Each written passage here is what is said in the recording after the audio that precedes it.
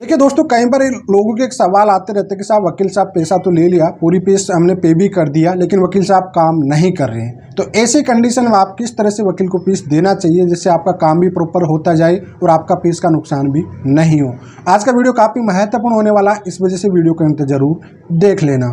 तो चलिए दोस्तों, नो टाइम पास नो बकवास, सीधा करते हैं काम की बात। मैं हूँ हंस। सेकंड बात दोस्तों, कमेंट में नंबर ना छोड़े। अगर आप मुझसे ही बात करना चाहते हो, डिस्कशन पूरी डिटेल होती है, अपॉइंटमेंट बुक करके आप बात कर सकते हैं। देखिए दोस्तों, एक कहावत होती है ना, आपने कहावत सुना होगा दोस्तों, एक कि भैया वो वकील ही क्या जो कि फीस रिटर्न कर दी। जी हाँ, मतलब वकील साहब के पास अगर आपके पेमेंट जा चुका है तो वो कभी पैसा रिटर्न नहीं करेगा। जी हाँ, या तो आप उनसे काम करा लीजिए, चाहे वो डिले कर रहे हैं, चाहे वो कैसे भी कर रहे हैं, या तो आप उसका काम करा लीजिए या आप उसको भूल जाइए। यही सबसे अच्छा फंडा होता है एक वकील का, ठीक है।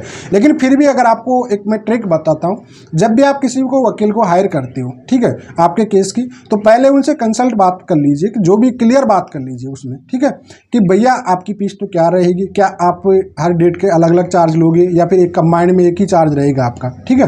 कई बार क्या होता है कि वकील 2 टाइप से फीस लेते हैं। हम लोग मैक्सिमम क्या करते हैं कि हम 1 टाइम में फीस लेते हैं, ठीक है, मतलब टोटल हम कोई डेट बाय डेट पैसा नहीं लेते हैं। हम डेट बाय डेट पे अगर बाहर का केस है तो फिर आने जाने का खर्चा लेते हैं उनसे, नहीं तो हम टोटली फीस, जैसे 1 लाख की फीस है तो 1 लाख हम पहले ही बता देते हैं कि भैया 1 लाख है, और उसको हम भी क्लाइंट से या नहीं कि एक साथ ही ले लेते हैं, नहीं, उसको भी हम डिवाइड कर देते हैं ईएमआई के बेस पे, 3 से 4 ईएमआई के बेस पे। मतलब जितना आपका काम होता जा रहा है उतना ही आप पैसा पे करते चले जाइए, ऑटोमेटिकली आपका काम भी होता जाएगा और वकील साहब आपका काम भी करता जाएगा, ना ही आपको फीस का ज़्यादा नुकसान होने वाला है, किसी प्रकार से नहीं होने वाला। तो कुल मिलाकर आपको 1 टाइम पे कभी भी फीस नहीं पे करना होता है, ठीक है।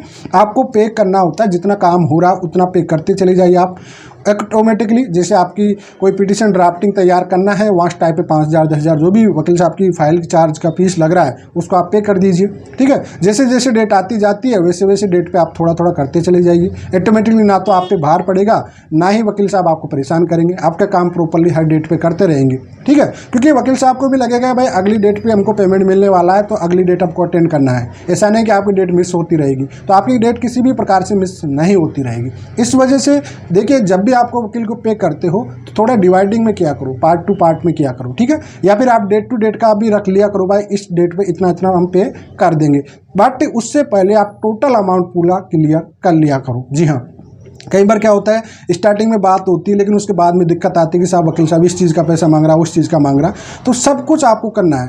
देखो वकील साहब तो देखो हर चीज़ का मांगता है। देखो आप ये सोचते होंगे कि आपकी फोटोकॉपी के पैसे वकील साहब आपको ही देना पड़ेगा, ये समझ लेना, वकील नहीं देंगे। इस सब की फाइलिंग का जो भी चार्ज होगा वो सब आपको देना पड़ेगा।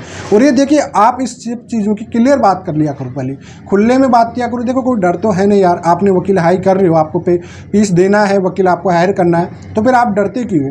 खुल के बात करो। आपका जो सवाल है कौन से उसकी रणनीति अपना रहे हो, शॉर्ट में तो समझाएंगे। देखो कोई वकील पूरी प्रैक्टिकल चीज़ तो बताएगा नहीं, लेकिन हाँ शॉर्ट में आपको इतना समझा देंगे कि आपको सेटिस्फाइड कर देंगे कि भाई हम इस केस में इस तरह से काम करने वाले हैं। इस वजह से हमेशा जब भी कोई वकील हायर करते हो तो उसको थोड़ा पार्ट टू पार्ट में एक पेमेंट पे किया करो, तभी जाके आपका केस में ना तो वकील के बीच में ना आपके बीच में डिस्प्यूट होने वाला है।